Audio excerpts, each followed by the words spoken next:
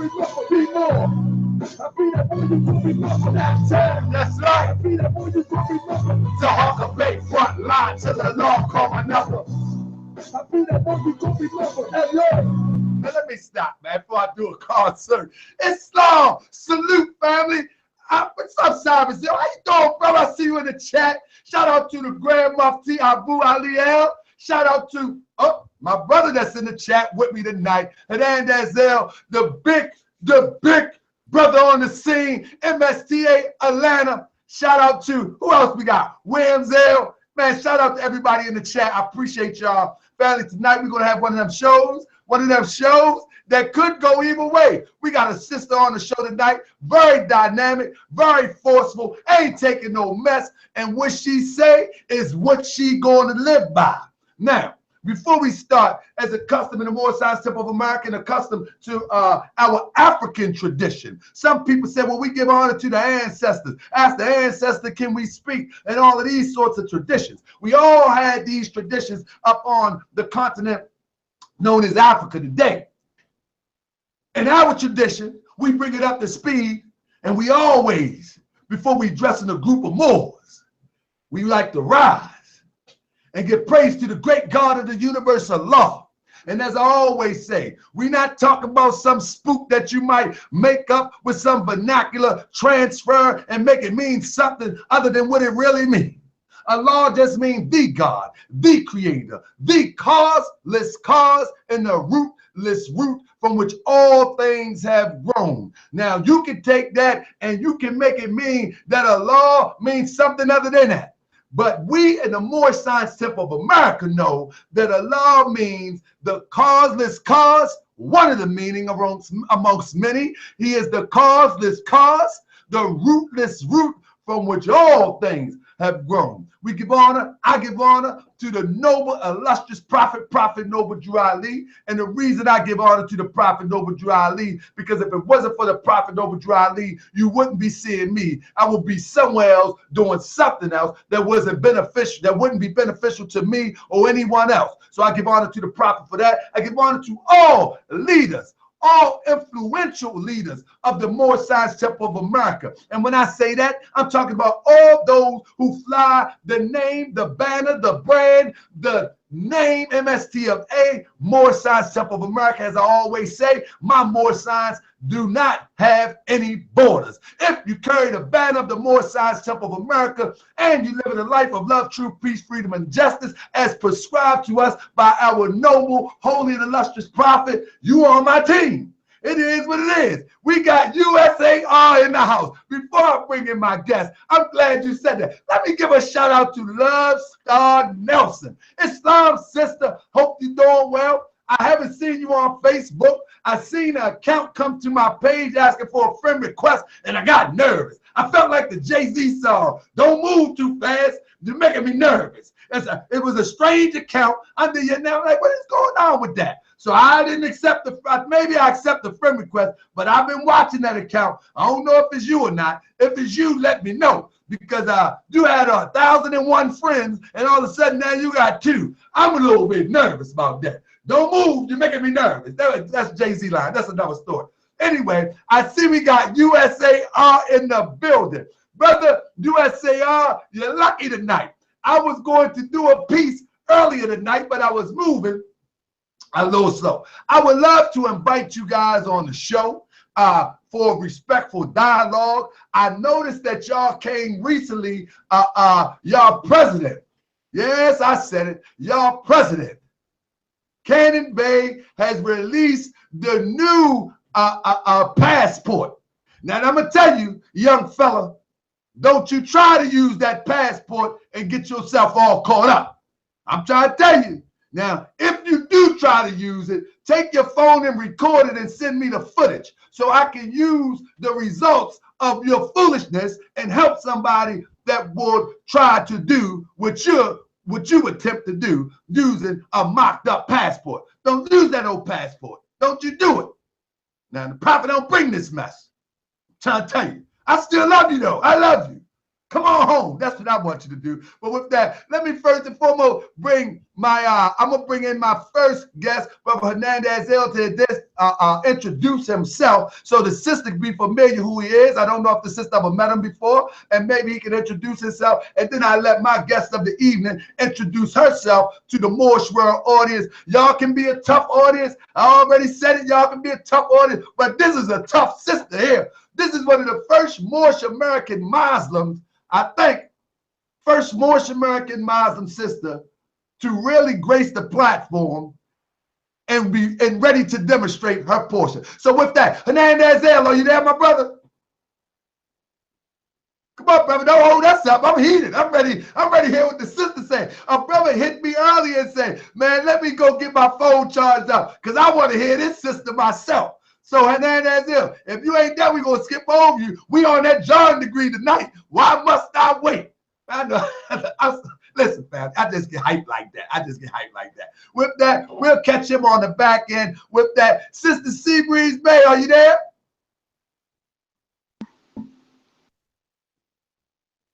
Hold on, unmute your mic. I think you remuted it.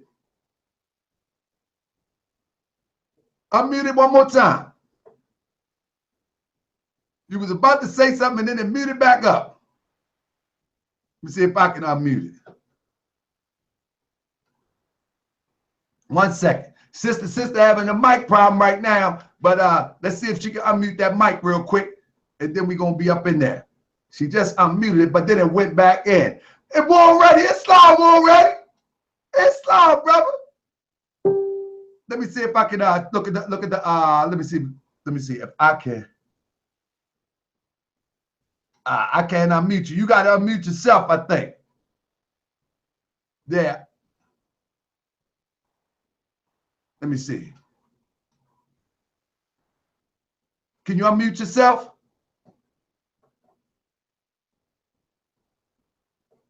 It's not. So we have a little technical difficulty. Let the sister get herself unmuted. What you got to do is, I don't know how it look on your end, but if you go to the top of the screen, you'll see a mic with an X in it. Oh, there you go. You good. Okay. I'm good. There you good.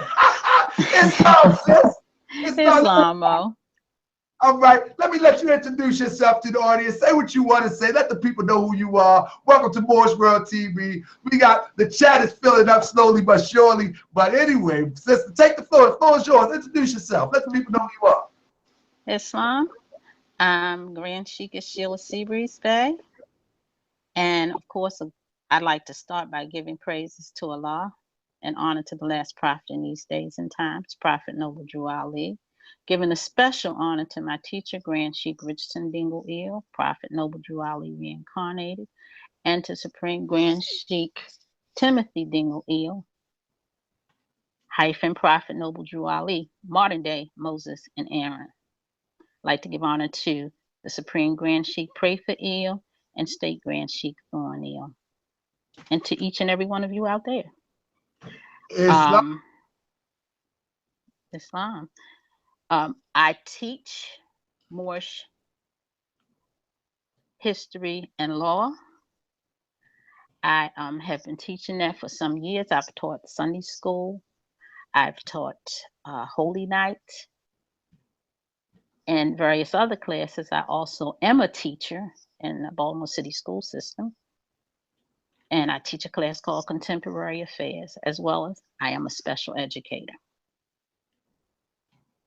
And one of the ways I like to start off the day is that you need to read your nationality card, because your nationality card says nationality and identification card for the Moorish Science Temple of America, and birthrights, ETC.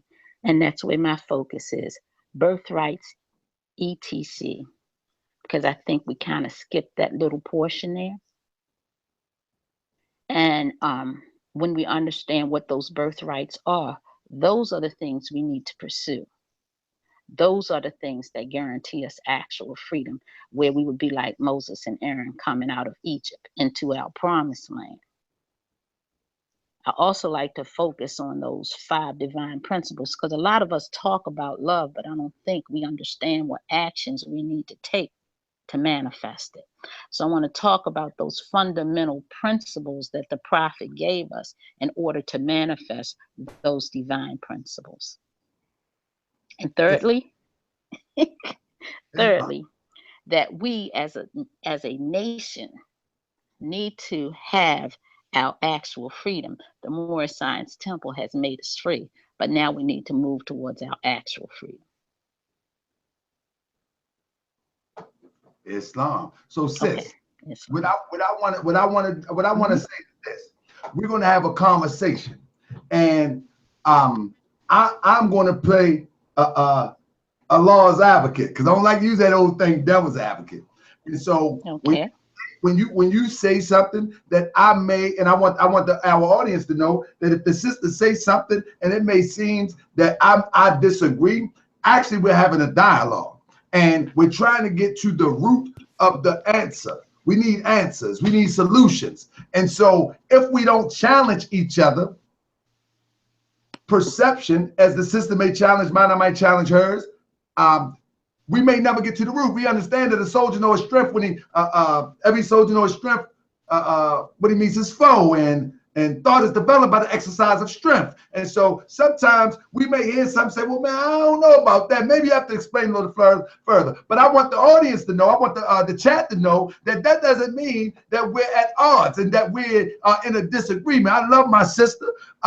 We in Baltimore together. She ain't gonna come and knock me upside my head because I'm playing Facebook or Google Hangout Gangster. Because she will come knock me upside my head, and I don't want that. I don't want those problems. You know what I mean? So I want everybody to know that this is a dialogue, and I know this sister to turn up. She might turn up on me, family.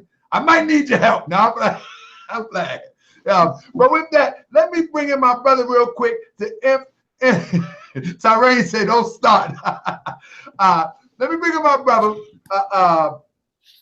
MSTA Atlanta, Brother Hernandez L, to introduce himself, and then we're going to get them rolling. I got some questions, something about what the sister just said. Islam, come on, my brother. Islam. I want to first send all my praises to Allah. I'd like to send my honors to the Prophet. I would like to extend those honors to Honorable Marcus Messiah Garvey, and to especially our esteemed guest, the sister that has joined us on the show this evening. I'm sorry I missed the very beginning because I was switching over from Chrome to Safari. And I would also like to extend those honors to all of the listeners, everyone in the chat. Islam. So first of all, I'm going to ask the sister a series of questions based on what she just said. And because she is a teacher and a Grand Shigas, I'm pretty sure she's qualified to answer these questions. Sister, first and foremost, what is our birthright? Because as you mentioned, that the birthright for the Moorish American, what exactly is a birthright by definition? According to you, Seekers. Birthright by definition. I don't want to say according to you, according to the Moorish Science Temple of America definition, because that's the definition that we should hold, not ours. You understand? Mm-hmm. Birthright. Birthright deals with nationality, race, land, language, religion, constitutional law, citizenship. All of those things come under birthright. And when those birthrights are manifested, then we're talking about actual freedom. Islam. Brother Hernandez L, come on, we're going to keep this rolling, brother. What do you consider to be birthright? Do you agree with that? Do you disagree with that? What do you think? I think the sister on point for the most part. Yeah, I agree with 100% on that. Come on. He's right on line. Yes, I agree. To anything you want to add? No, definitely. She pretty much covered it. She actually gave the textbook Moorish definition. Huh? Yeah, she gave the full answer. Because by definition, if we wanted to go by definition, it's just a natural or moral right possessed by everyone. Particular right possessed or privilege one has from birth, especially as an eldest child. Excuse me. So it's your heritage, your inheritance. patrimony, etc. She's right on point. Modern day, it would be modern day ethnicity. Islam. So sis, now here comes the question that every Moorish American may bump heads with.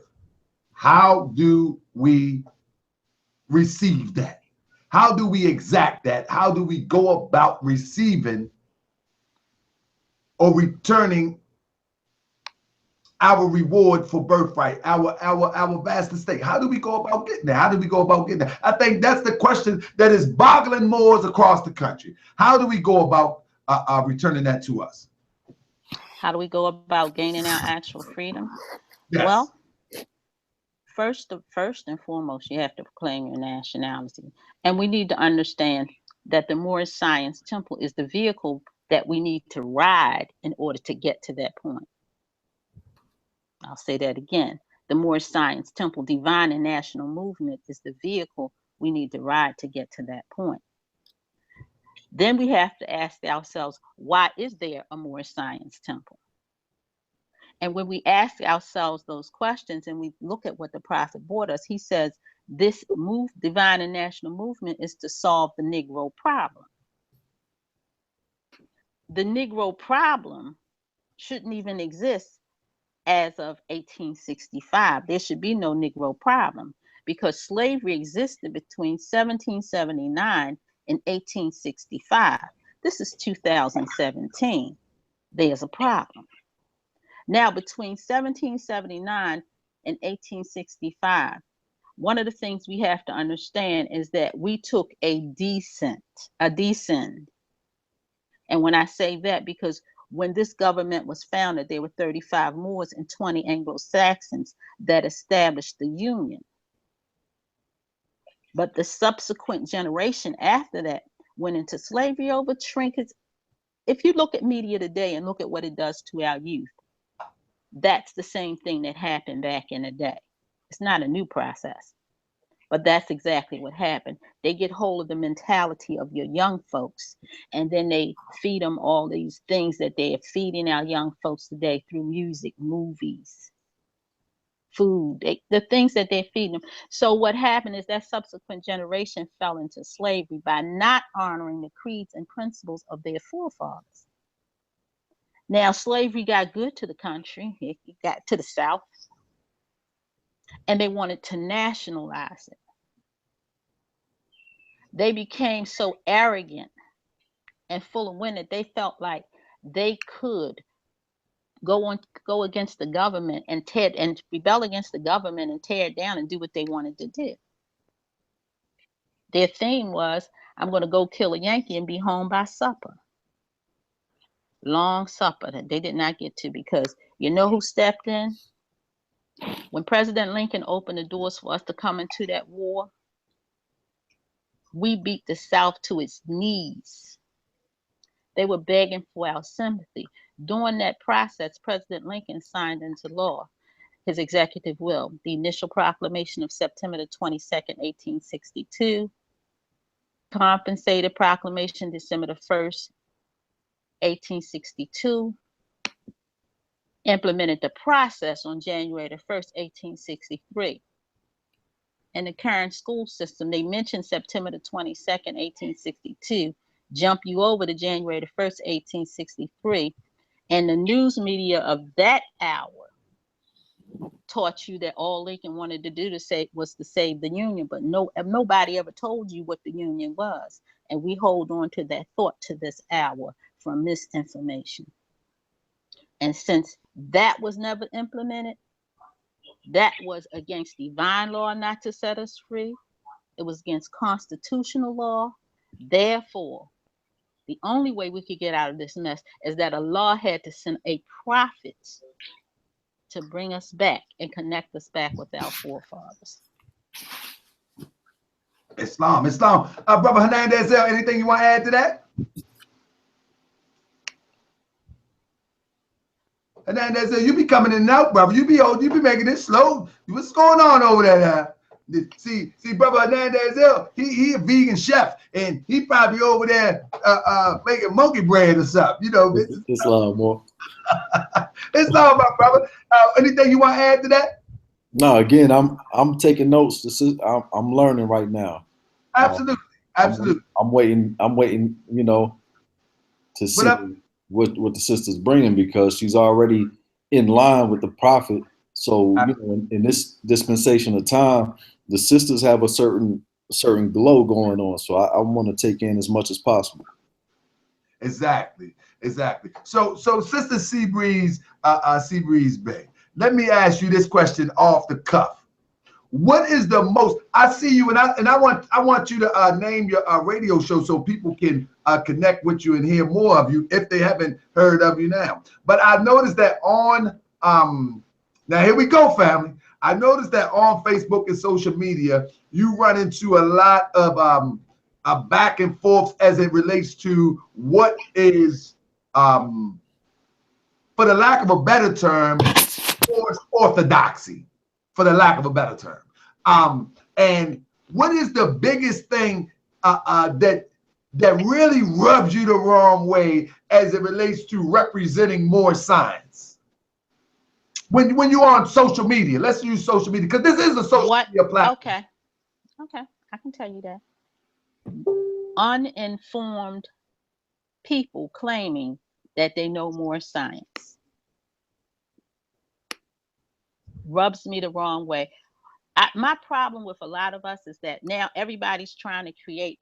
They're trying to cipher off of Moorish Science and create their own little organizations, and they're trying to create their own philosophies and ideologies.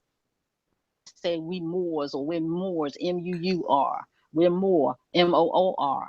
But the prophet came to redeem those of us in North America, which is why we are Moorish Americans. And it bothers me that too many of these young brothers are trying to duck responsibility. They're not trying, they're trying to duck responsibility, and they're basically only rebelling and not putting anything forward to help restore and redeem our people.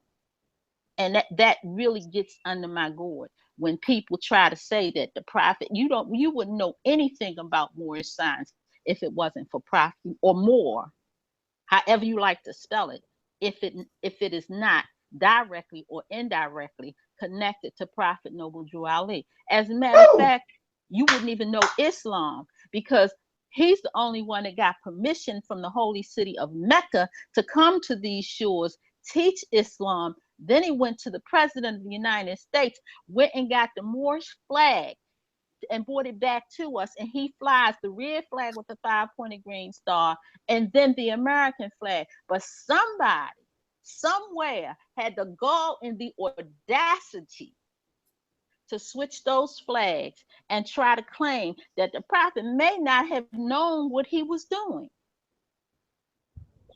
Or they go under vexillology, which didn't come up until 1950s. The prophet was already flying the flag. So I'm trying to figure out, why is there a need for change? Why can't we follow directions? Well, see, here we go. That's this. I've heard the argument. I mean, matter of fact, let my brother come in first, and then I want to tell you what I heard the argument about the flags, and see how we can address that. Go ahead, brother Hernandez. Add something to the conversation. Yeah, the sister again, is on point. In what she's talking about in regards to Moorish history and the prophet bringing our flag back. I couldn't necessarily, personally say how he brought it back. I have heard that particular breakdown before, but the fact is that he did bring us our flag. And that's really what's important. And it was flying here before Morocco got a hold to it, So that makes a very big difference. And then there's another thing with as far as the difference between the two flags. I see a lot of temples or different groups that are holding up the Moroccan flag as if it's the Moorish American flag, when there's distinct differences. Although I guess from afar it could definitely pass for one another. But yeah, this again, when the mother's speaking, I definitely want to take it in. So I'm sitting here and I'm taking in what she's saying. And yeah, as soon as. Let me ask you a question though, Hernandez. What is the distinct difference? Since you say that, because I'm pretty sure people.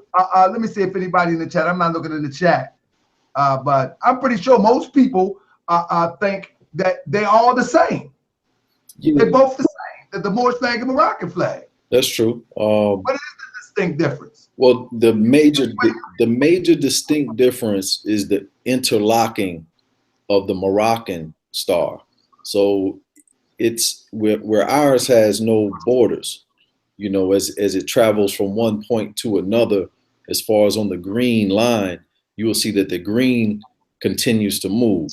On the Moroccan flag, you'll see the black border, or even sometimes the black border is not there, but you can see where the star is actually interlocking, as if you're drawing a 5-point star like with a pen or a pencil, and you can see how one line overlaps the next. So it's a lot different in that respect. Okay, I got you. So sis, I was talking to a brother this week. Shout out to my brother CJ Shaw L. I was talking to him this week, and we were having the same conversation. And I mentioned to him, I said, brother, I said, because you feel as though that the people have changed the flag, does that enable you to not unite with your brother? He said, oh, no, that's not a problem. However, we went on for about 30 to 40 minutes having that conversation. Well, and go ahead, sis. I was just going to say, I've never heard this before. And I've been in the movement 40 years, and I've never heard this distinction between the flag. When the King of Morocco, whom we recognize as Sultan of Morocco, came to these United States, he recognized the Moors of the Moorish Science Temple and even invited them to lunch in Washington, D.C. So I'm not certain what the brother's talking about. All I know, not that. No, I was about the flag. Okay, I was addressing as you said that the prophet came with the Moroccan flag, the Moorish flag first, and then the American flag second, and somebody had the audacity to switch it, right? Yes. And so I was saying that I had a conversation with a brother. Shout out to my good brother CJ Shaw L. And you know, I've studied this stuff for a long time, and some of this stuff I'm so much motivated to unite our people that some of this stuff I got to dig up and go back and revisit it. But we had a conversation. It was a short conversation that turned out to be almost an hour or so. It was short, but it turned out to be about an hour-long conversation about the flags, who changed them, why they're changed, and this and that and the other. And I said to the brother that, well, it maybe was the reflection. I forgot the rationale, whatever. But so you're saying that in temples, and since I got to challenge you on this one, challenge. And you're saying in temples, well, everybody to watch this, in temples, that the Moorish flag should be on the left, right? And the American flag on the right, right? Yeah, you should be able to read. You should be able to read your flags. Your flag should say your nationality, Moorish, American. Read it like a book. Okay, now check this out. If we look at this picture right here, right? You see this? Can you see it clear? Yes. If you look at this picture right here, one would say that this flag is as you're describing it, right? Right. But if you look closely, these are window frames. What would that flag look like outside? If you walk in, it would look if you went outside and looked at those flags, they would read exactly the same. It could read. Here's my problem with that theory. No, what I'm saying is, no, that's not a theory. What I'm saying is, imagine this. You're walking outside and you look into a building with these flags. That's really not a theory right there, sis. But if you turn around and you look at those flags, what would change? No. What will happen is the American flag will be on your left and the Moorish flag will be on your right. From outside. No. If you went outside, listen to me. If you went outside and you looked in the window, the flags will not change. No, this American flag would be on your left-hand side if you're facing a window from the sidewalk. If you're standing. If you're standing on the sidewalk and you're looking towards this building, this flag, when you look at the Prophet Obadiah Ali, the American flag is on his left-hand side. So if he was facing a building, the American flag would be on his left-hand side. These flags so are where's his dangling in back? windows. Where's his back? What you mean, where's his back? Where's His back is What's facing behind the him? flag. So the point that I'm making, if he's on a sidewalk looking in these windows, these flags would not read the way we're reading this picture. These are window frames. They're not, the windows are behind the flags. They're not in the window. Yeah, they show are behind the flag. Huh? Sis, look how you hang a flag. When you raise a flag, right? Remember, when you raise a flag, the correct way would be the stars to point, the square where the stars at the point in that direction.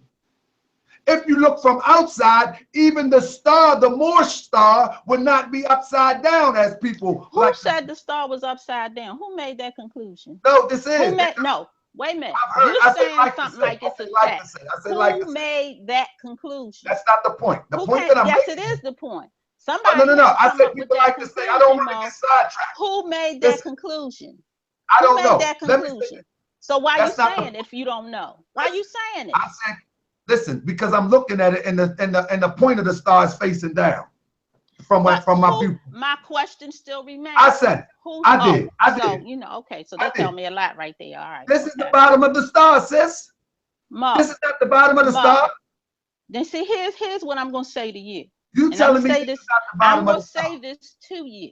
I'm going to say this to you.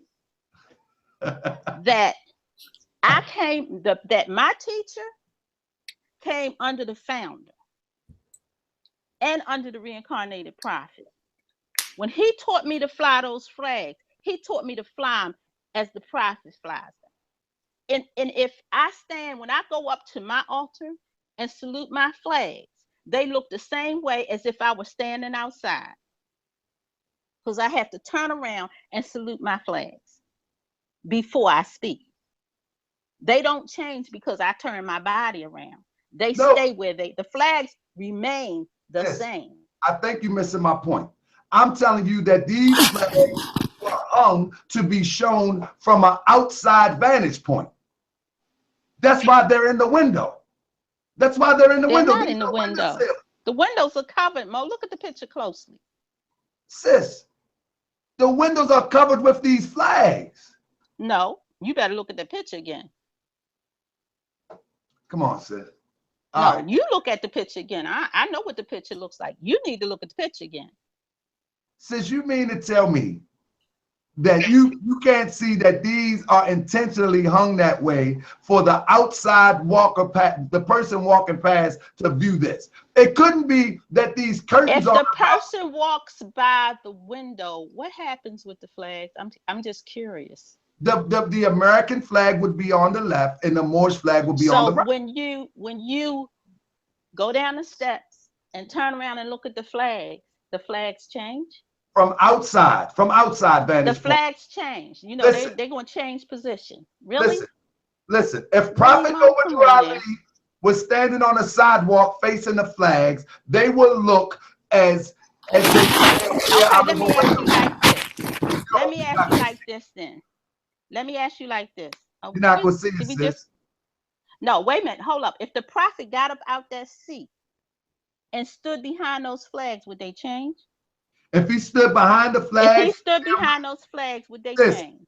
But I'm telling you, if he stood behind the flags, the American flag would be on the left and the Moorish flag would be on the right. You can't get around that. It would not read Moorish American still. What I'm telling you is would it still read Moorish American? That's my question to you. See, I don't know. I don't understand what you're saying about that. I'm telling you that the American flag. Because when you talk about the flags, Mo, when you talk about those flags have to read who you are. It's just like when you open a book. The flag should always read Moorish American. You are to honor your forefathers. Sis, I understand that argument, but that's not what that flag is saying when you walk past that building and they in that window. Mo, you ain't walking past no building. You making an assumption from a picture. You're not walking past the building. But you're making the same assumption from inside of the building of the picture. Okay, but here's what I'm going to say to that. We can go on with this for a day and a year. For a day and a year. No. But since you know we're not gonna do that. Listen to me. We're not gonna do that. Let me give you some direction here. We're not gonna do that. We're gonna be about, what's our topic? Divine and national destiny, right? Right. Yeah, I don't have no problem with that. But what I'm saying, since you mentioned the flag, so I had to chime in. And I will stand on that, because that is the way that the flag should always read. Moorish American. And I don't know who went outside who went outside in 1928 and saw them flags said something different. I don't know which one of these modes was back in 1928, but the mode that I know was back in 1928 taught me how to fly those flags. And sis, what I'm saying is, to me, is not. Listen to me carefully. The covenant says, honor thy father and thy mother.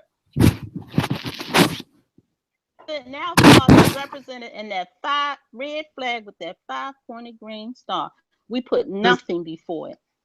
Hey sis, okay. I understand what you're saying, but I'm telling you, if I was to walk past that building, it wouldn't be saying what you're saying. Well, you go ahead and walk past that building. My birthright won't change. You can walk. You can walk anywhere you want. My birthright won't change. I thought you said, no, for me though, sis, for me, I think you already know my position is that we have to unite, we have to come together, we have to build something, and then we can work on fixing these indiscretions, whether this the left or right. And I think we can have a panel and we can fix that as a group of people as we unite under the Moorish Science Temple of America ideology. I really think so. I think first and foremost, we need to unite and begin to build something in real time. Well, here's how you want to know how to do that? There we go. Come on. You want to know how to do that? Let's go. When I said to you, I said we need to, now I'm going to ask you this. Can I ask you a question? Absolutely. How do we love? What action do we take to manifest love? I think love is a self-defining it's a according to the prophet. I mean, according to the prophet. Man, for me, man, I give myself. That's how I love. I give myself. You know what I'm saying? My life is dedicated to bringing our people together, uplifting our people, and that's how I love. But man ideal is his God, and so as man unfold, as God unfold. You may see it a little bit different than me. Okay, so I'm not going to do me. I'm going to do the prophet. How about that? Can I do that? I'm not going to do me. I'm going to do the prophet. Come on with it. What is it? Break it down. When you go into the Moorish leaders' historical message to America, and the prophet talks about some fundamental principles. First, he talks about our divine principles. He says, I hope will be satisfactory to you to be the means of causing you at all times to adhere to the principles of love, truth, peace, freedom, and justice in your relation with mankind. In general, I further most anxiously hope this brief statement will help you to more clearly see the duty and wisdom of at all times upholding those fundamental principles which are desired for our civilization of our posterity, such as obedience to law. That's how we love. Because we keep talking Hollywood love, but we need to get down here. That obedience to law, living the law's way. You don't think Jesus giving himself as a willing sacrifice is love? Jesus did he do what the law required of him to do when he did that? What law are you talking about? The law of Allah or the law of man? What are you talking about? I said living a law's way, obedience to law, living a law's way. Absolutely. So my thing is the ultimate show of love is to give your life as a willing sacrifice. That's the ultimate show of love.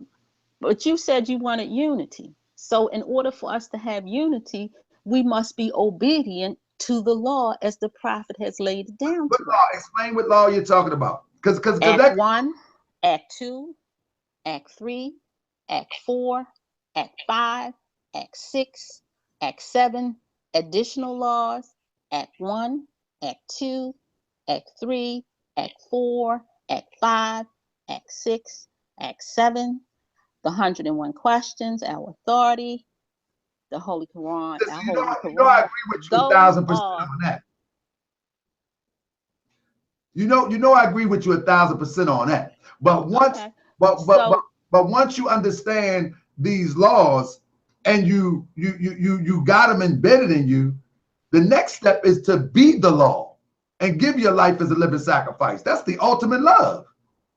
so again, if we are not, I'm asking you, that's what I asked you from the jump. Before you can give your life, you have to know the law, live the law, and be the law, which is obedience. I agree. When in the chapter with children, the first lesson they say to teach your children is obedience. I agree. We are those children. And our problem is we don't want to be obedient to the law. We want to modify and shape the law to fit us instead of us shaping ourselves to fit the law. So the topic of tonight is the destiny of the Moorish National and Divine Movement. What is the destiny Yes. of the Moorish National and Divine Movement, sis? Actual freedom. Let me say this. The restoration of everything. Excuse me, sis. I want everybody to know if y'all coming in the chat. I love my sis, and we not sitting up here having a debate. Me and my sis might go back and forth, but I love my sister with every fiber of my being. And so if you see we have a discourse, don't you ever in your life repeat that, oh, they was beefing on Moorish World TV, 2 more. That is not the case. I love my sister, and I'm gonna keep on telling you I love my sister.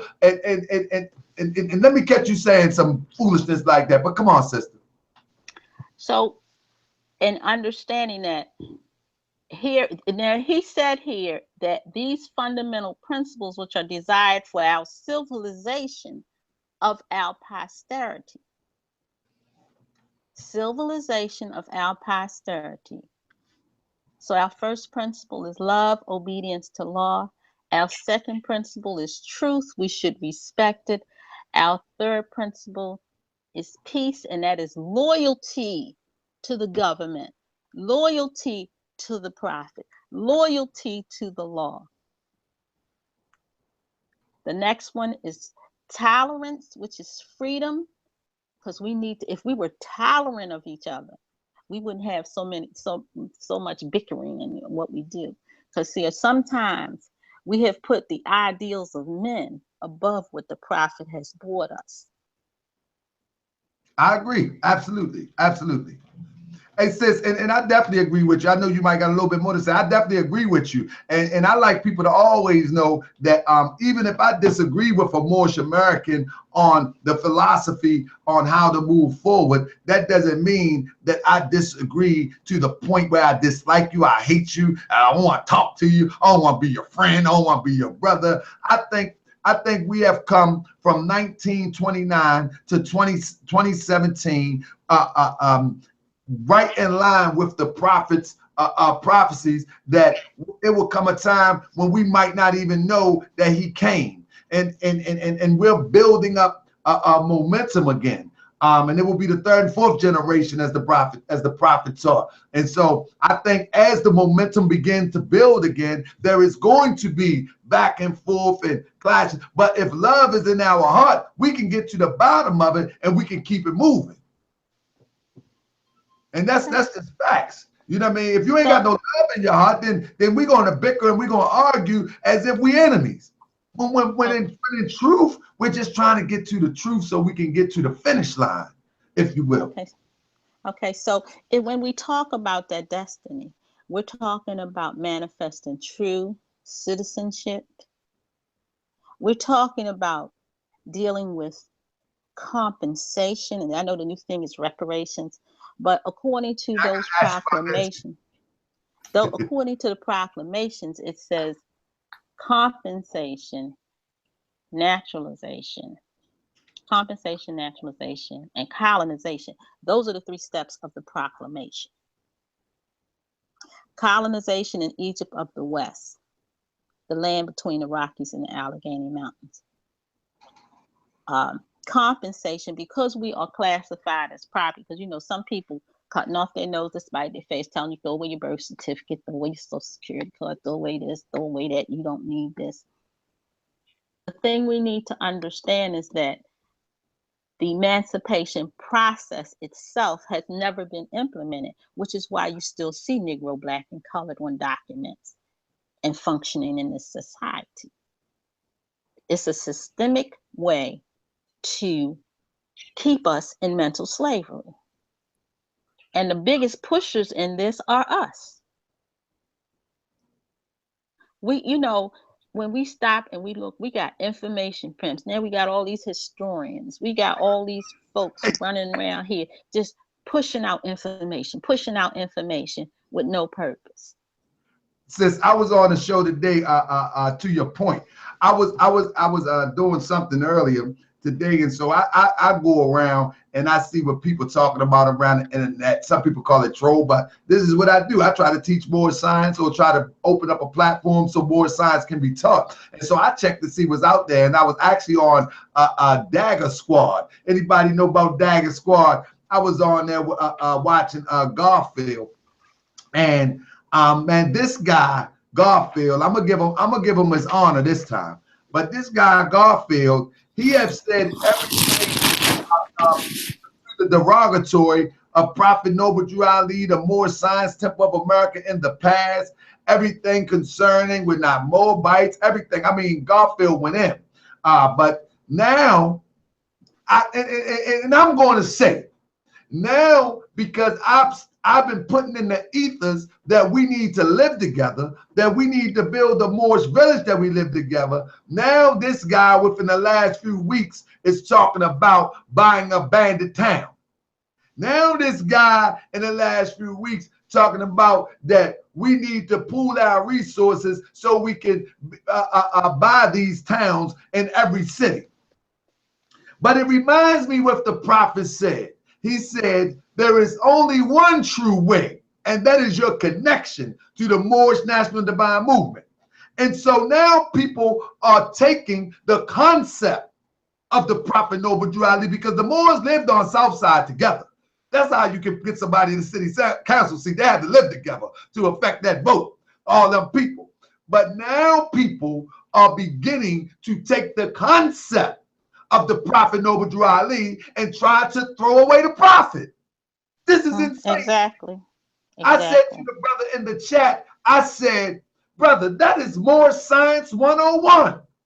I've been saying it for 6 months to a year now, trying to gain interest, trying to build momentum. And now you 3 weeks in saying the same thing. That is Moorish Science, Prophet Noble Drew Ali 101, community, society, nationhood. And now they're starting to talk this same thing. And another thing is, you had another brother on there, and this is to your point real quick, that you talk about these scholars. The brother named and I'm about to go in on him real soon, because every time I see him in person, he's skin and grin like a Chessy cat, like we cool. But then when he get on YouTube, he talk like he a super tough guy. You know what I mean? It burns me up. But he played a role as if he's a scholar. At the same time he's playing a role as a scholar, he talking about people mad at him because he broke in quote unquote white people houses. And I'm saying to myself, this is a scholar. He's saying they hating on me, they pulling my record, and they gonna get mad at me because I broke in quote unquote white people houses. Why they gonna get mad because I broke in white people houses? Because you shouldn't be breaking in houses. That's against our principles. You're portraying yourself as a scholar. And so, sister, exactly to your point, these fake scholars need to be eradicated from out of the community as it relates to uplifting our people, because they're doing nothing but taking what they want from the prophet's lesson and throwing away the prophet. What you have to add to that, sis? Or trying to throw away the prophet? You know, one of the things that, you know, you got People have gotten drunk on the Black's Law Dictionary. Drunk. You know, like when you drink too much liquor, they drunk on the Black Laws Dictionary.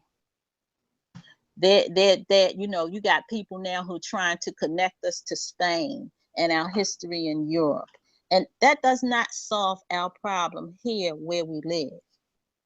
It's good history, it's true history, but it is not the solution to where we live. You got people talking about the Treaty of Morocco. Good history, but that does not solve the problem that we're living. The prophet came to solve the problem that we're living. And we need to clearly understand that all these people out here with this imitation salvation are just mucking up the water. You know how you get some clear water, you get down there where the catfish live, and you dirty up the water because you're mucking it up. And they're trying to jump ahead of the prophet and say that they have the solution, but they don't. They don't. Only one individual was inspired by Allah to bring a solution to this Negro problem, and that is Prophet Noble Drew Ali. And he built this solution based on that Levitical code, Leviticus 25:10, where it says, "You shall return every man back to his family, and you shall return every man back to his possession, and you should have a jubilee." 50 years. 50 years from 1863 is 1913. Is that when the prophet came on the scene? It's not. That was supposed to be our first jubilee, because they did not adhere to the law. 50 years after that, 1963, was that when Kennedy was assassinated? Then 2013 just rolled around. We've missed 3 jubilees. 3 jubilees because we're too hard-headed, stiff-necked. We want to build these little golden calves, taking hold of this divine message and these divine laws that the prophet has brought for us. This is a historical lesson. This is a social lesson. This is a school of mental transformation. And you've got to change your mind in order to change what you do. It's not. So Prophet Noble Drew Ali brought us everything that we need. But some of us only want to be divine. Some of us only want to be national, but that's not how it works. This is a divine and national movement. And we've got to do both. We can't negate. We can't just pick up what we want to do and throw everything else away. We can't do it. And one of the key factors that we need to deal with is Act 6. Act 6 has everything in it. One of the reasons why it's in the additional laws and the divine constitution. Act 7 is our daily life. That's the covenant of how we are supposed to live. How, you in the Moorish movement, just like I am. How many brothers live according to that covenant? Sis, How many? I mean, I know it's a rhetorical question, but that's a tough question to answer, sis. Yeah, I know it is. Because see, if you're being obedient to that law, all is well. The only reason we go through the changes we go through because we don't want to be obedient. It's not. We don't want to be obedient. We want to do our own thing. We're attaching all kinds. We got all kinds of modes. I mean, I don't know what it is. I know we're Moorish Americans, but now we got all kinds of modes. You deal with more of these organizations, Marrakush, Kemetic. We got a lot of different. We got all these different modes now. I'm trying to understand what's the problem. You haven't mastered being a Moorish American, but you all these other things, grabbing in other people's ethnicity and culture and trying to apply it to your own. That is and I can only say it as I understand it. Negro, there's a book called The Negro Beast. And they say the Negro is an ape. And when they say ape, they're not necessarily talking about the monkey, except The Negro copies everything he sees and then claims it as his own. In that particular book, you know, they say there can be no such thing as a free Negro on the face of this earth. You cannot do it by legislation. You cannot do it divinely. There's no way on this earth you can create such a thing as a free Negro. You go into your Holy Quran of Mecca. It says anybody who calls himself black is a denier of the faith after accepting it. So how do we get black Muslims?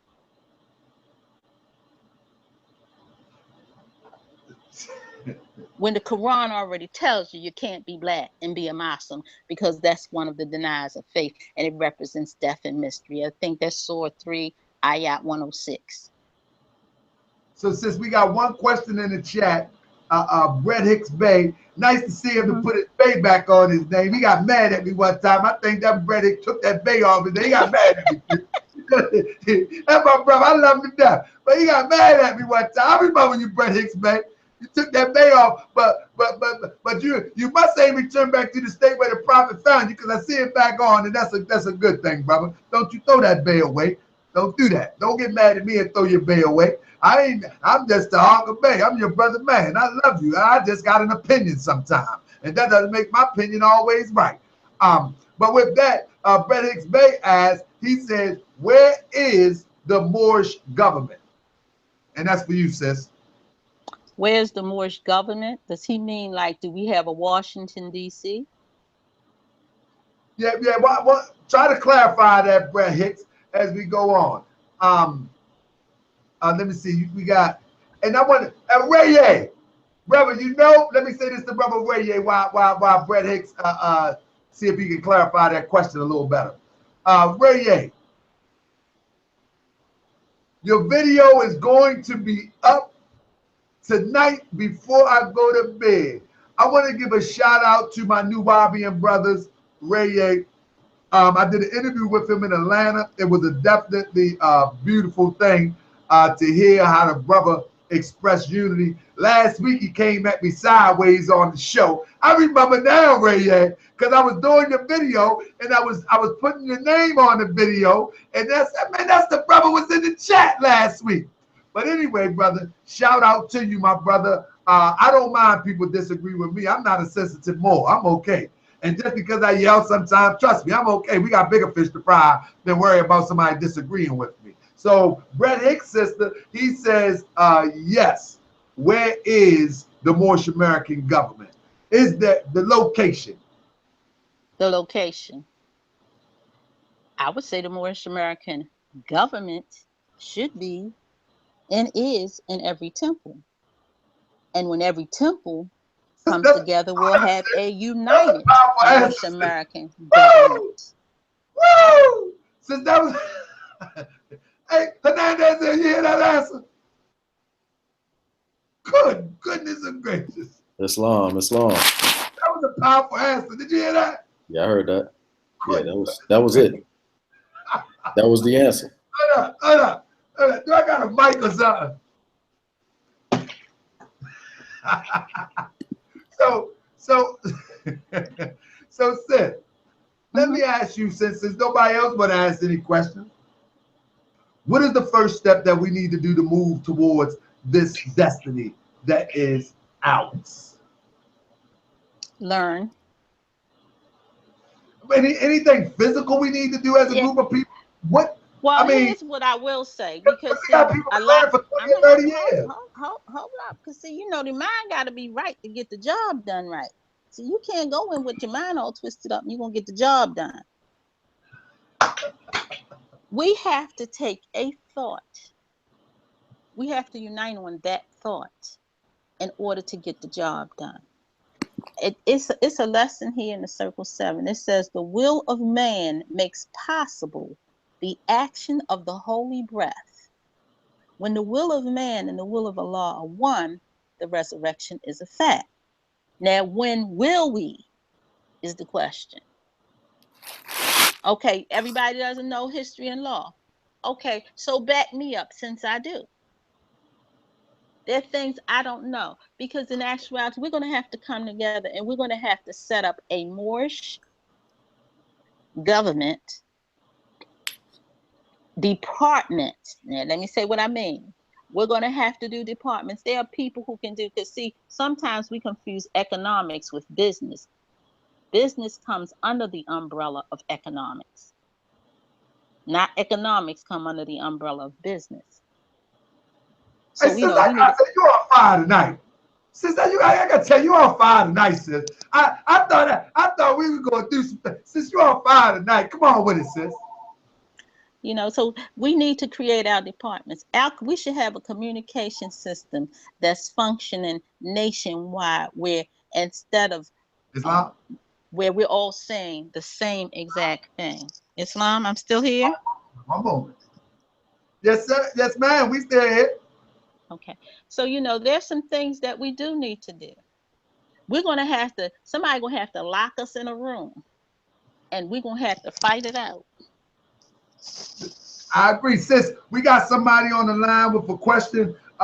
State your name. Let's see if they can hear you. Sis, state your name on the phone, who you are, where you calling from, and what's your question. Islam. My name is Maria. Hold up, Sis Maria. Hold up now. Now I know this sister too. This is a feisty sister. I love her to death, but she gonna have a good question. I'm trying to tell you, she have a good question. Sis, keep it respectful. Don't throw no swords. Let's go. What's the question? Okay. Number one, a lot of people ask me, who came up with the definition black means death? Because they seem to believe that the European created that definition. Number two, what was our original language came into contact with the Europeans? Number three, noble duality written, we were not to amalgamate or marry into the pale-skinned nations of Europe, but a lot of our brothers seem to do that. And when you question it, they say, I'm practicing hate. When you're the one practicing hate, because you're not operating from race pride and loving your race. Those three questions. I got a lot of other questions, but I'm going to ask those three right now. Stop. I'm gonna let the sister attack the questions, and then I'll chime in a little bit. But come on, sister. One of the first questions was, they said that the European, that people have mentioned that the Europeans said black means death. Who came with that? Was that the question, Sister Maria? Yes, that was the question. Who came up with that definition? I'm reading that they read it out of the Quran, but a lot of people seem to think that the Jews are the ones that created Islam. Jews are the ones that gave the definition. No, okay, here comes the sister. And then, sis, I'm gonna close the line so somebody else can call, but I'm gonna answer it too with the sister. Islam? Islam. Okay, so first and foremost, we got the label black in around 1779. Black was not, when we went into chattel slavery, you got to understand what kind of slavery we went into. We went into chattel slavery. They stripped us of everything. And then they set up a system where he called himself white. He claimed the title white. Let me rephrase that. He claimed the title white and put the label black on us. Now, black, according to all divine records, not just the Holy Quran of Mecca. If you look in the dictionary at the definition of black, when you look up the term black a Moor, that's the only time you get a Negro. You take the black off a Moor and the Negro disappears. So when you say, one of the questions in our 101 is, what does black mean according to science? Anytime, if you look in biology, if you look at anything that turns dead, does it not turn black? Name something that you have seen died that did not turn black, according to science, including your mind. A dead state of mind is black. Well, sis, we're going to get to the next question in a minute, but a brother from the USAR, I don't know if you're familiar with that group, That's the government for the Moorish American. That's what he said. Yeah, that's the imitation government. But anyway, go on. Hey, brother. First, what's his name? First, know thyself, brother. I would love for you to come on the show so we can have a conversation. Okay, the second thing that the sister mentioned is, and I know the sister a little bit. You might even met the sister. You know she's from Baltimore, Sister Seabreeze-Bey. I possibly have. You might have met the sister before. She's always everywhere. The sister be having her business. She sells jewelry. She's very in the community doing her thing. But her other question was, if the Prophet Noble Ali said we do not desire to amalgamate or marry into the Pacific nation of Europe, how is it that so many Moorish Americans are doing opposite of that? And I guess you could answer that because you can't speak for other people. But what is your opinion on that? Well, basically, that means that they may have proclaimed their nationality, but they have not learned their lessons. So when I see something like that, I call it either you have the Mother Mary syndrome or Jesus syndrome. And Mother Mary is the closest thing to Jesus, and you still have that Christian mindset. But I mean, to me, that's the highest form of slavery, when you can no longer love your own.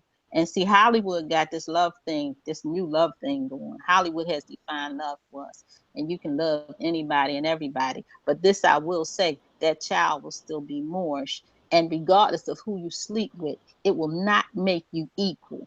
That having the European man's woman does not make you a man or make you equal. You have not risen. You have just fallen. Let me ask you a question, sis. Suppose a brother or a sister was involved with a European, had children by a European, and now they come to the realization that they are that they want to proclaim their nationality. They are Moorish descent, and now they want to join the temple and proclaim the nationality. How does that work? They're still Moorish Americans. The law hasn't changed. If you have one drop of our blood, is that the law? But that law hasn't changed. But okay, so when that happens, right, and the European woman comes in the temple with the brother that he has married beforehand, don't you think she gonna get a little bit funny looks though?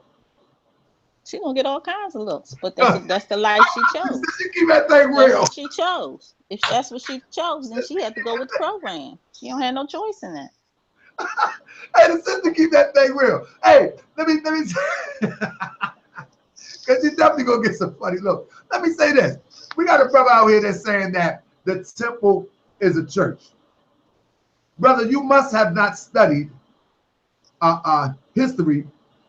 Does he know what a church is?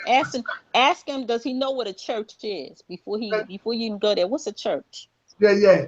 But he must not. He couldn't have. He's not even going to answer that. He couldn't. It must be one of them young guys that's following one of the misled guys, because he could not know what a temple is from an African perspective.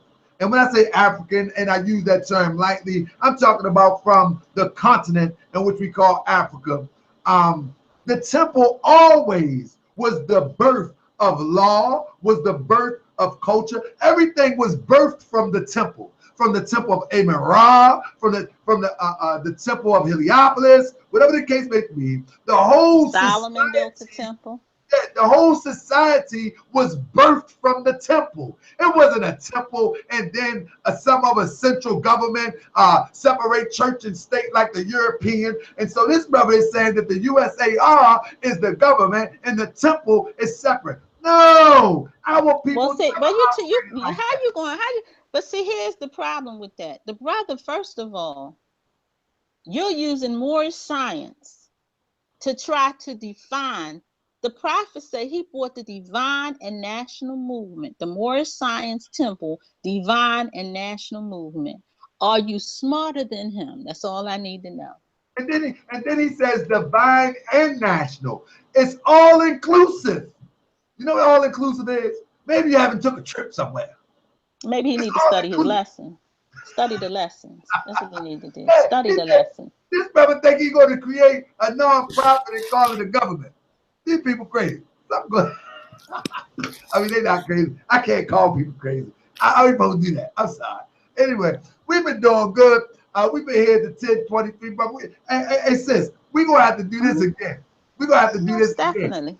again. We've been here for an hour and a half almost. And sis, I think you've done a phenomenal job in explaining what is and what is not Moorish Science. And I'm impressed, sis. I thought we was gonna get a Facebook beat dragged down, because since you don't play no games, sis, I'm telling you, you don't play no games. And now I see why. Because you've studied your lessons and you stand on what you have studied. Exactly. That's just what it is. Okay, so they say if there's one prophet, one God, one temple, give him clarification of the reincarnation demonstration. The continuity of the prophet's work. Continuation. When you hear us say reincarnation, we're talking about continuing the work. Just like when we say, into whom was Jesus first reincarnated? Prophet Muhammad. Do we not say that Prophet Noble Drew Ali is Jesus reincarnated? Why? Because he continued the work of Jesus. Jesus told you he was coming. Before the prophet left off the scene, there was some other work that had to be done. He gave some brothers some orders. He gave Grand Sheik Richardson Dingle Eel some orders, and he gave Grand Sheik John Gibbons Eel's orders. Under Richardson Dingle Eel, Grand Sheik Richardson Dingle Eel, and Timothy Dingle Eel carried their orders out under the reincarnated prophet.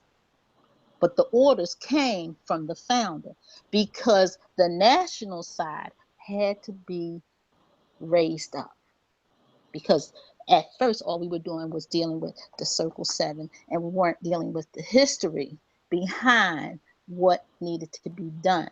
Grand Sheik Richardson Dingle Eel is the first to have his records changed to white, the first to have his records corrected in the Social Security system and at the board of, and I can't think of the name, when you go to register for the service, he was the first, and then his brother. So what we need to understand is that that work still has to be finished. He did it because the model is, or the task is that all of our people be nationalized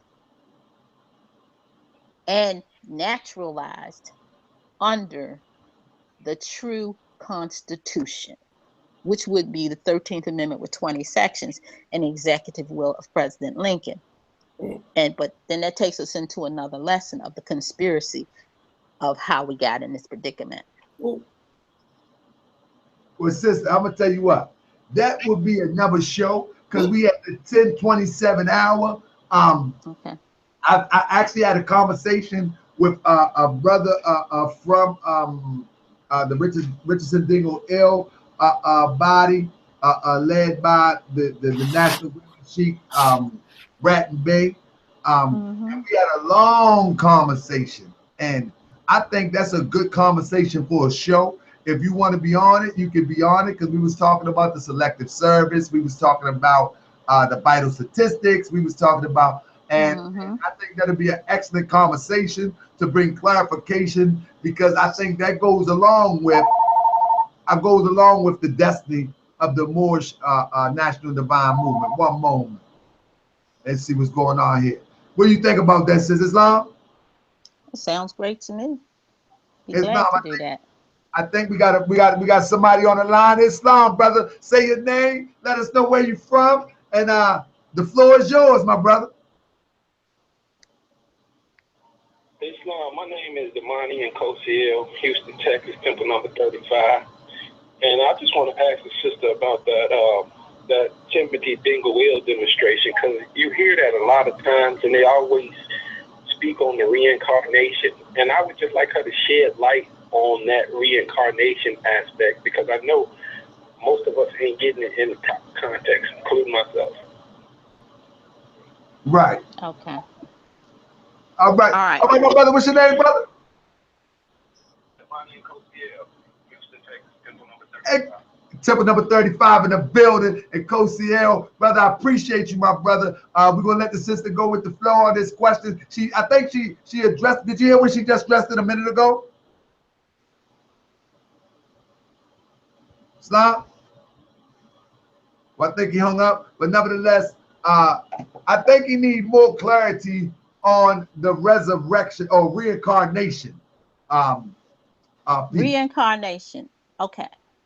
See, a lot of times we think reincarnation means moving into another body, another spirit. There's only one spirit of the prophet, one. So we're not saying we're making. It's only one spirit of the prophet. It's not a whole bunch. Not that somebody else comes in and something different's going to happen. No. Let me clarify with Abraham. I got big mouth. The sister said there's only one spirit of the prophet.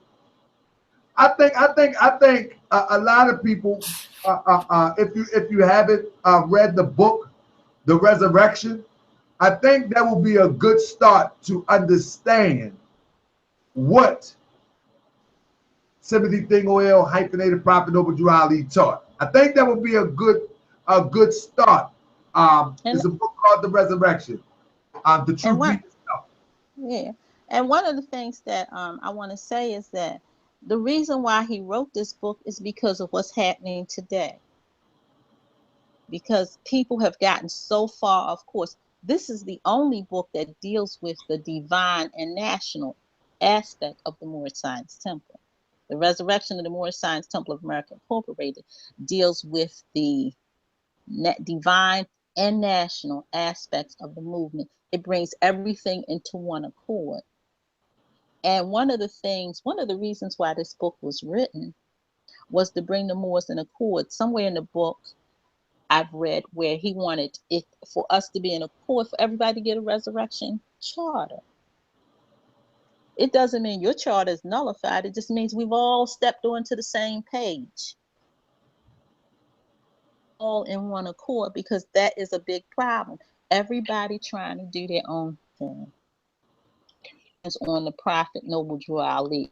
He doesn't see, some people think he's saying he's the prophet Noble Drew Ali. What he's saying is that he is the message that Prophet Noble Drew Ali brought. He's the living message. I consider myself to be a living message of Prophet Noble Drew Ali, and every Moorish American should be that living message. Indeed. And I like to say, man, I gotta big up the sister, because she ain't give you no spooky lesson. She ain't tell you that the prophet came back in the she ain't give you no spooky lesson.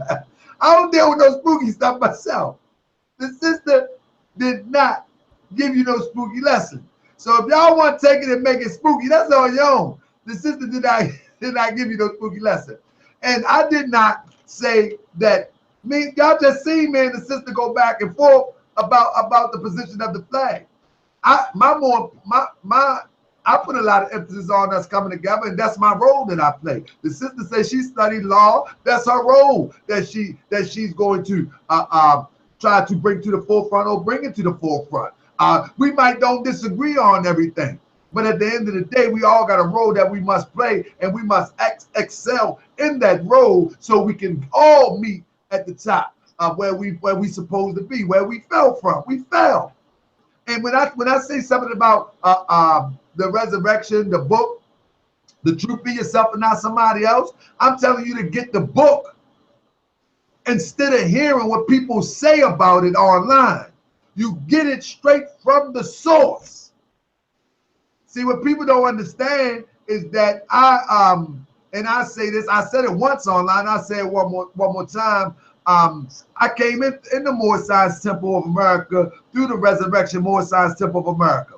You know, and most people in Baltimore came in through that door. So giving honor to the brother Timothy Dingle, hyphenated Prophet Noble Drew Ali, is not, it's second nature to me. You know, my role is to bring our people together across grand body lines. That's my role. My role is not to agree with everybody. My role is to say that we're brothers, we're blood. The bond of affection is us, and we must come together and solve this problem together. Let me say this, Hernandez, you haven't said nothing. I want you to come and say a little something. We'll let our sister close out, and then we'll pick this up maybe next week, inshallah, man. I like this conversation. See if we can get a panel on here to talk about naturalization, nationalization, and we can go in. I think that's a good topic. Hernandez, come on with it. Islam. Basically, what I wanted to touch on, the caller, the female caller, the sister that called in, she asked a great question about, you know, black according to science mean death, and she asked about the origins of that. And the sister ended off talking about biology, and that was definitely, you know, according to science, we would call that necrosis. You know, in the human body, once necrosis sets in, the body will actually turn black. And that happens with bananas as well as humans. So the sister was right on point. The only other thing I would like to add, I don't know if you could see my screen, family, but I wanted to just show the differences between the flag, not just talk about it, but actually show it and be able to prove it. So you can see on the left-hand side there, we have the Moorish flag, Moorish American flag. And on the right side, we have the Moroccan flag. And you can see the stars have a slightly different complexion. And I just wanted to, you know, for those who are in the audience who might have been listening in early and weren't able to get any edification or clarification, I just wanted to clarify and just put that up there. Islam. Islam. So with that, we'll close out on that, and I'll let my sister close out, and I'll tell you all about the next show. I want y'all to stick around for a minute because I want to show y'all a few things after we finish this discussion. So sister, take it away. Yes, I'd like to invite you out to the Moorish Science Temple. We're located at 1055 North Milton Avenue, Baltimore, Maryland, 21205. We have history and law classes from 10 to 12 every Sunday except the fourth Sunday, followed by Sunday school, 12 to 2 p.m. And we have Holy Night from 8 to 10 p.m. You can write us at nobledrewali.org. You can listen to our radio program, or my radio program actually, the Moorish Light at the Moorish Light at Blog Talk Radio. And if you'd like to call in on that show and ask questions, that's 718-766-4929. And our program is open. You can call in, ask your questions. If we don't finish it that week, we will follow up the next week. Is to teach under love and understanding. Our goal, let us not let 2017 go out without some kind of unification and purpose. Let us not let another year go out like that. In October, we will be going to Washington, D.C., and we need to make a strong Moorish presence.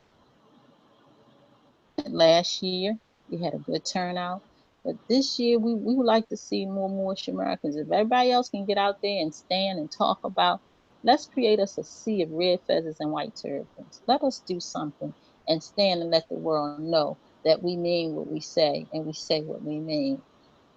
And let's act on it. Islam. With that concludes the show. But I want to share something with y'all. First of all, family. Let me say this. Let me get back to the chat real quick. First of all, family, we have a lot of people out here misrepresenting the Moorish Science Temple of America. We have so many people misrepresenting the Moorish Science Temple of America that people believe in the falsehoods of the Moorish Science Temple of America. Hopefully on Wednesday, you know, sometimes I say, I'm going to do a show. Y'all might be looking for the show. I'm like, man, what the brother talking about? Man, the brother be on a mission. I get caught up sometimes. I get lost in the sauce sometimes. But I'm going to do my best to try to do this show between Wednesday and Tuesday or Wednesday. So pay attention, fam. I want y'all to stick with me for a second. Our Wednesday show is going to be talking about all of these brothers that are making these bogus IDs. we're going to talk about where it comes from. We're going to talk about that this practice is not Moorish. Now, people would say, well, Moorish Science, they do have a nationality card, and maybe that, and this is for the brothers, what's them, USAR that's in the chat tonight. This is for them brothers also that make IDs and make passports and do all of this crazy stuff. Hold up, did I freeze up?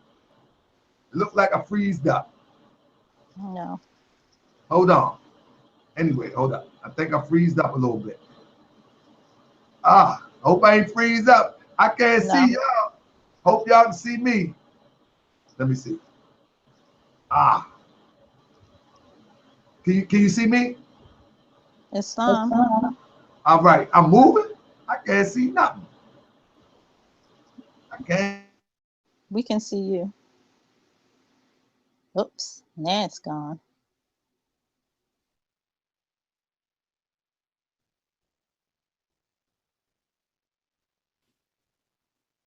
Islam, we're gonna get a brother a minute to come on back. Okay. Sister, if you wanted to share anything else about your temple, and I know you mentioned location. Yeah, we do. We have our convention October the 15th through the 20th. If Mose would like to come out, we invite you to come out.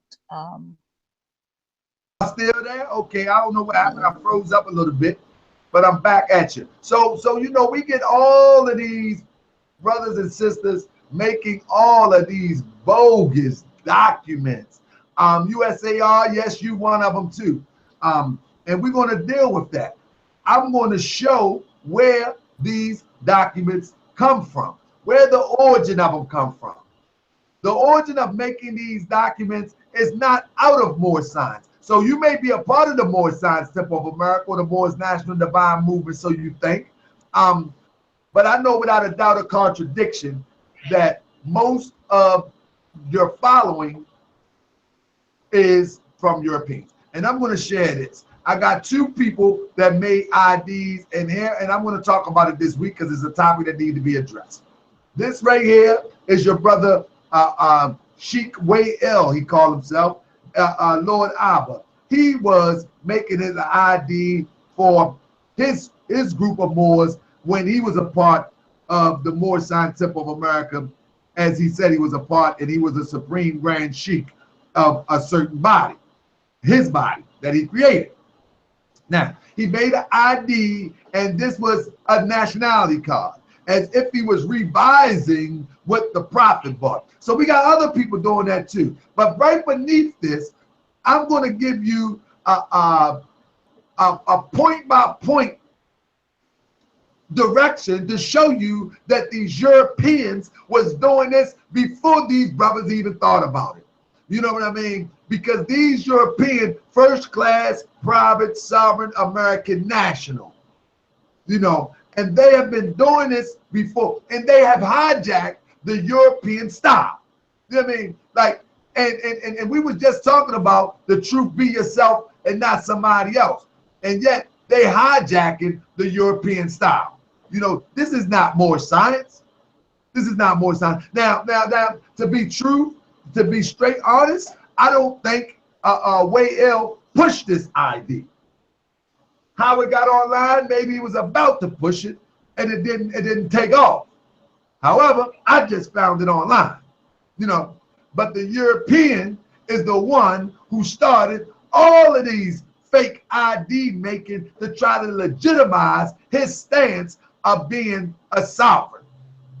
And you don't have to believe me. All you got to do is go and check it out. All you got to do is check it out. And now next family, I want to share with you. Let me see where my chat go. Next thing I want to share with you is I want to share with you the family that I had the pleasure to hang out with this weekend. Oh man, a beautiful thing, a beautiful thing. I want to share this with you real quick.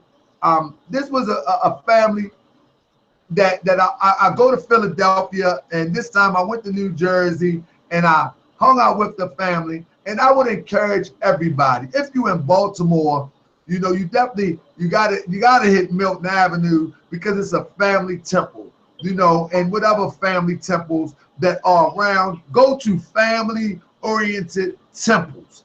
I'm telling you, you will not be, on the real, you will not be disappointed. Right here, I want to share with you, I want to give an honor to my brother and sister, the Proof of Els, who recently got married. Here they go right here. That is Sister Noel. This is her husband. I want to give them honor, you know, for their recent obligation ceremony this past Thursday. That's the sister right here. Here go the family right here. And I got there late because a tractor trailer turned over on 95. So I got there kind of late. However, when I got there, me and my son, we had a wonderful time. This is my family. This is my brother. This is my sister. Her daughter right here is the one you may see on my Facebook page. Always run to take a picture with Brother Tahaka Bey. This time I ran to her to take a picture. And I'm telling you, man, Moorish Science is about family. Secondly, shout out to them. I love y'all, you know, and may Allah be with y'all. Y'all are a beautiful couple. And I know for sure that Allah brought this divine union together. Secondly, I want to give a shout out to my sister, Ann Lattimore-Bey. She recently celebrated 34 years. They had a re-obligation ceremony and more in the Moorish fashion. To my brother right here, Seafood. This is the Seafood right here, Mr. Lattimore-Bey. I'd like to give him a shout out and them a shout out. I want to share with you a picture real quick, and I'm not going to say too much because I'm telling you, these couples right here do something to me. You know what I mean? They do something to me. But let me share this with you. I'm going to cut that off, and I'm going to talk to you for a second before I get out of here. This couple right here, and these couples, I'm telling you, it pushes me to the point to say, pray for me. Pray for me. Man, when you are around true love, when you are around those that really love one another, I mean, you can feel it in the air. Let me share with you a story real quick. At the Prophet Noble Ali birthday celebration, Temple 11 was having in Philadelphia. So I ride up the road to be with the family for the celebration. And the sister Lattimore-Bey, she was telling this story about how her husband lost the use of his legs and how he worked so hard and how Allah and the faith in Allah restored him. How he loved to do kung fu, and it restored him. And when she was telling the story, she was actually preparing to give him an award of some sort. Anyway, I say some sort because you could feel the love come out of her mouth. I mean, it was so real and surreal that, man, I'm telling you, Tahaka Bey was like, woo! So I tell you. And then yesterday, when they renewed their obligation to one another, the brother, the seafood,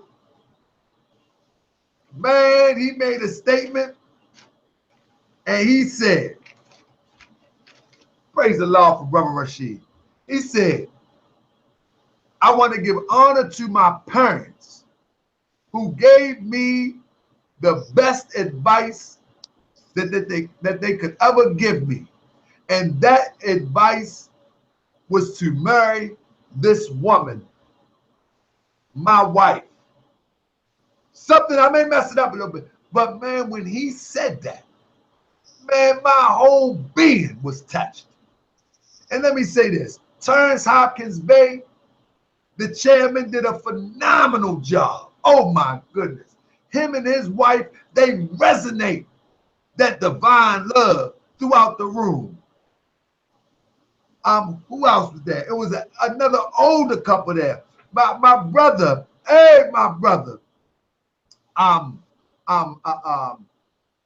Woods L, him and his queen. Who else? I mean, the Grand Sheik Azim Hopkins Bey and Sister Alicia. I mean, man, the love in the air, it was just unbelievable.